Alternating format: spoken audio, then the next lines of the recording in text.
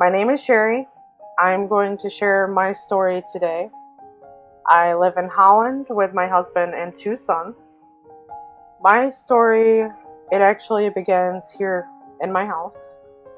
I woke up from my first tonic-clonic with my oldest son, who was 5 at the time, screaming, "Mom." He said I had been shaking, I wouldn't wake up, and that he was scared. And that's hard. That's hard to think about.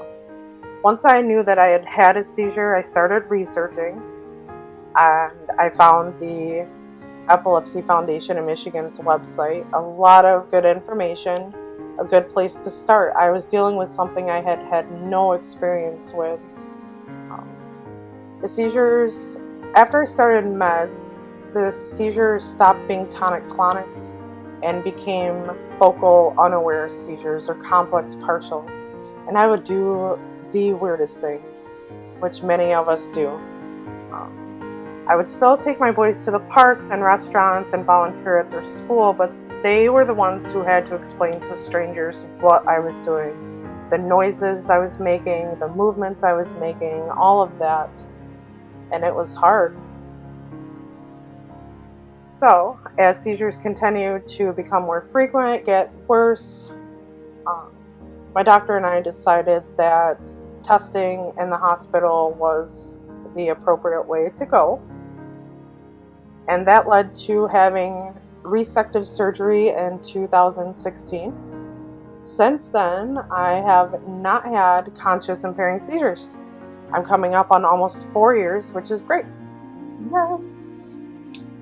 Throughout that, I continued volunteering, and I was happy to feel more confident in what I could do. It led me to volunteering at Camp Discovery, and that's something the foundation sponsors for kids with epilepsy, and it was a great experience. Those kids get to experience the same thing other kids do: the canoeing, swimming, archery, art, all kinds of stuff. And one of the interesting things is the spaghetti dinner with no hands, no utensils. It was fun, and it's great. After resective surgery, I did continue to have auras. So last year in August, I had NeuroPace implanted, and I still have auras. They're not as intense. They're normal deja vu. No sensations throughout my body, no movie clips. And as we make adjustments to NeuroPace, my doctor makes those adjustments. We keep trying as he watches and tries to figure out what my brain is doing. But it's better. It's definitely better. What I am glad for is sharing my story, though. I have made friends in our epilepsy community that I never would have imagined making. I talk to people in other countries. One of my other best friends is someone who lives in London, and they have been so supportive. I think that's important, is us continuing to share our story. It is hard, and the Epilepsy Foundation of Michigan can help us do that. They do help us do that with all their resources.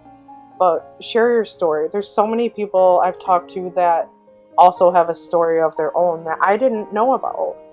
But as we advocate and learn, I think it's great to let people know what we're dealing with and how they can help if they see someone having a seizure, and just be more comfortable with it. I hope everyone has a great day, and thank you.